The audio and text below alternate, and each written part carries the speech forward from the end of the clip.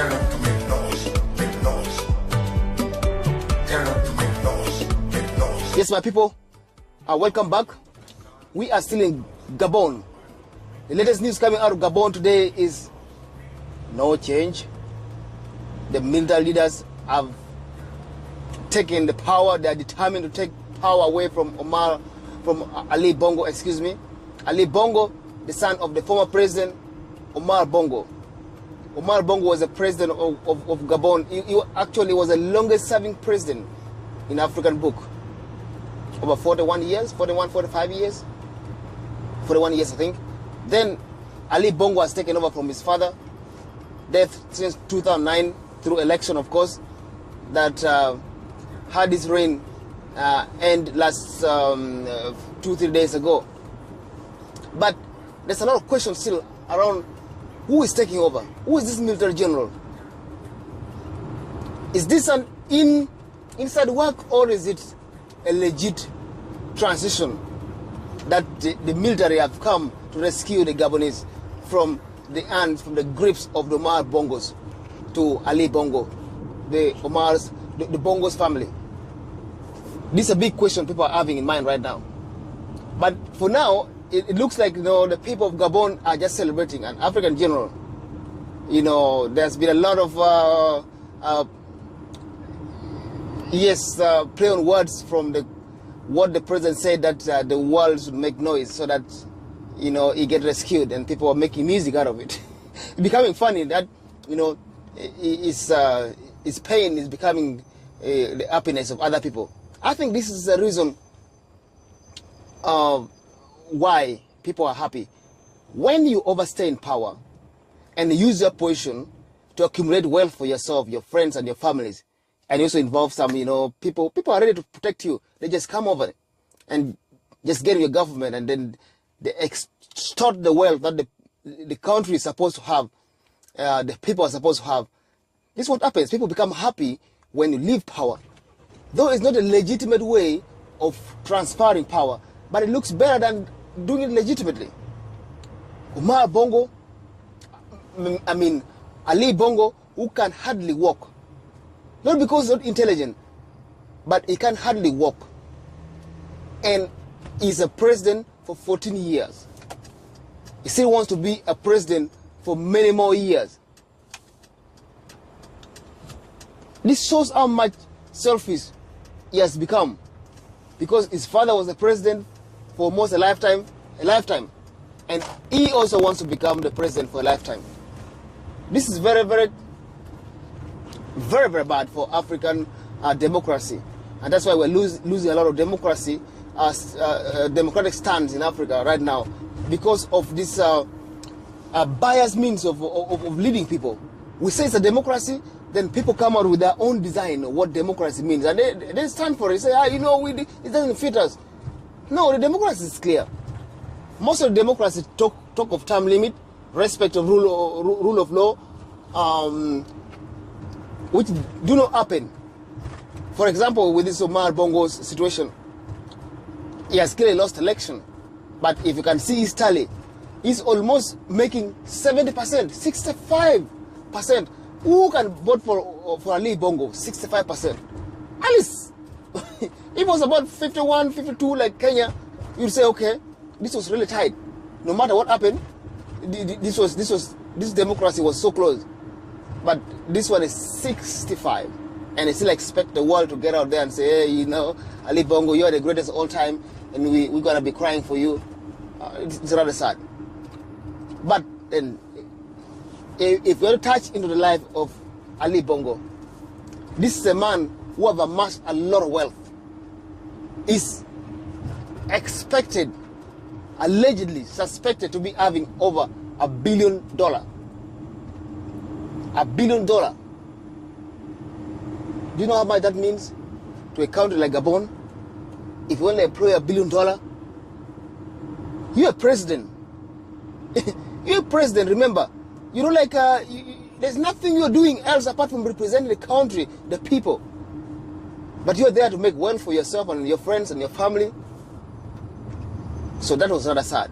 And this is the kind of, I don't want us Africans to lose hope when it comes to democracy.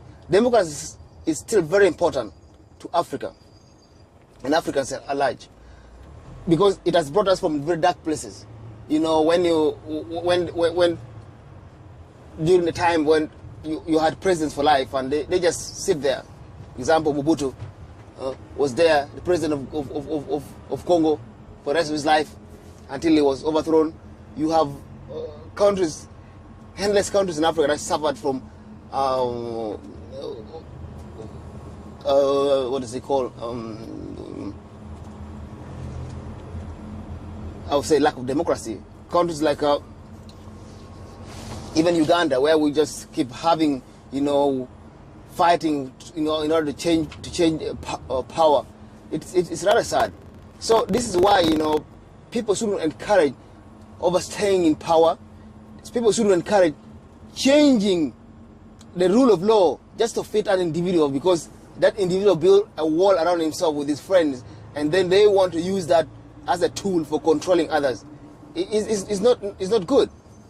It's not good. So Omar Bongo has within only his name much over $1 billion. How about the friends, the family, and the people who think Omar Bongo is everything?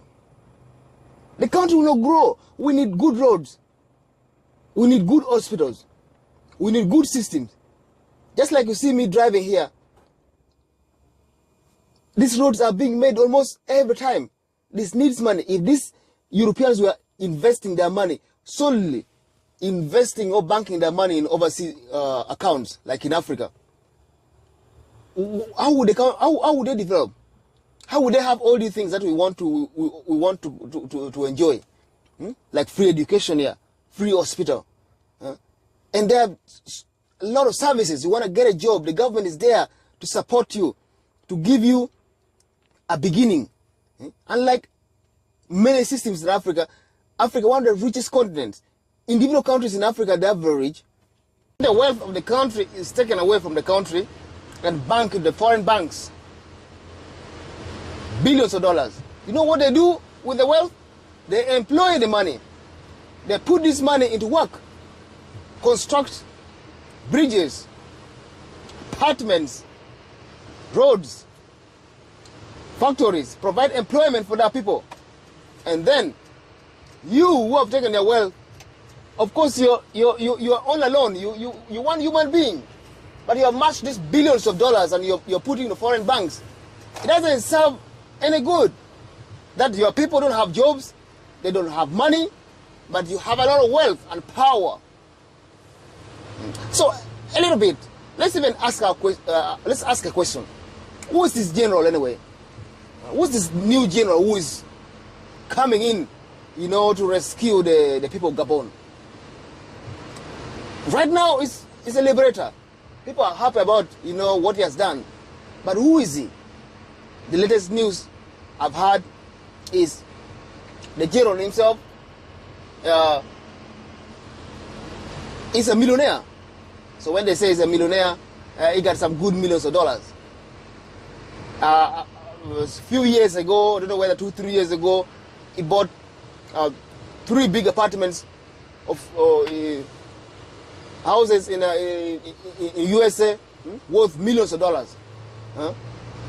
At least on average, every house he bought was $1 million. I'm not saying the general is a bad guy. Maybe he has made his money through business since he's a military officer. But why buy it in America?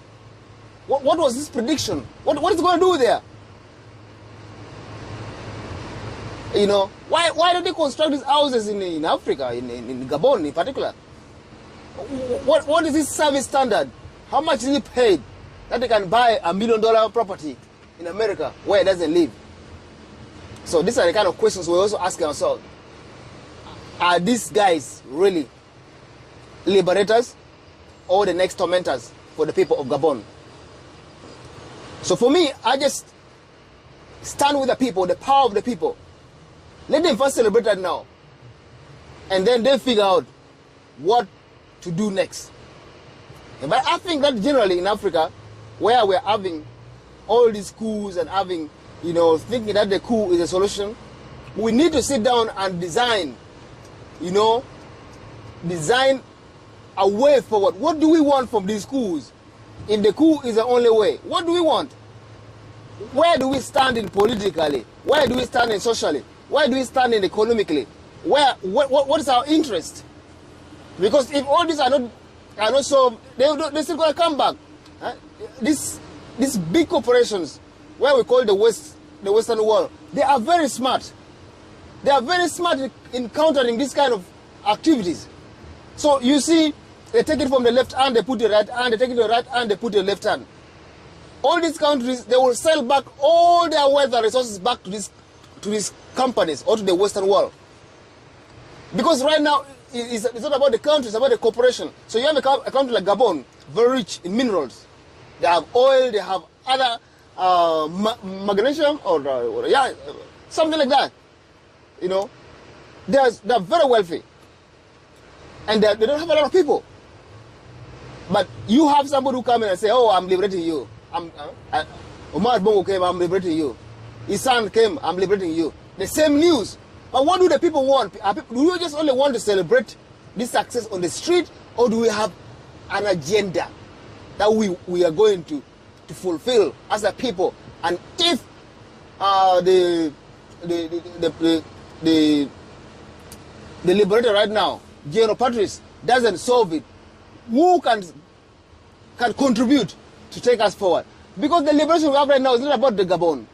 It's about Africa. It's about inequality of wealth. That's the kind of liberation we're looking for. So that's why people are celebrating across Africa. It's not like because we don't live in Gabon. I don't live in Gabon. I hardly know much about Gabon except what is common in the market. But I think it's a very rich country with rich heritage, with rich people. It's just like any other part of Africa or the world. But do they have a counter